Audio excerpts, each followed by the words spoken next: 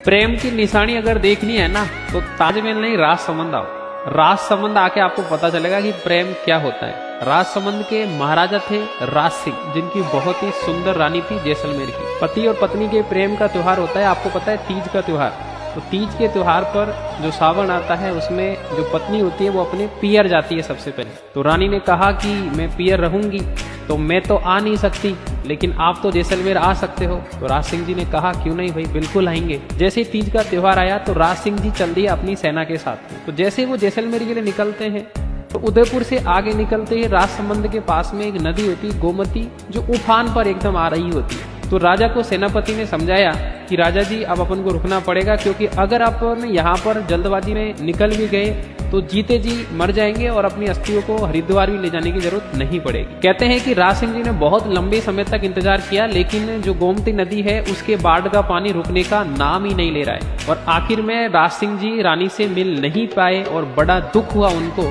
तब उन्होंने कहा कि गोमती नदी ने आज मुझे बांध दिया है और अब मैं इस गोमती नदी को बांध दूंगा, क्योंकि इसकी वजह से मेरे प्यार में रुकावट हुई। कहते हैं कि गोमती नदी के पानी को रोके महाराजा राज सिंह जी ने राजसमंद झील का निर्माण करवाया। आज के बाद कोई भी पति अपनी पत्नी से मिले बिना नहीं रहेगा तीज के दिन, और उनके प्यार में कभी भी रुकावट नहीं आएगी। इसलिए कहते हैं कि अगर प्यार की निशानी देखनी है तो राजसमंद आओ यार, ताजमहल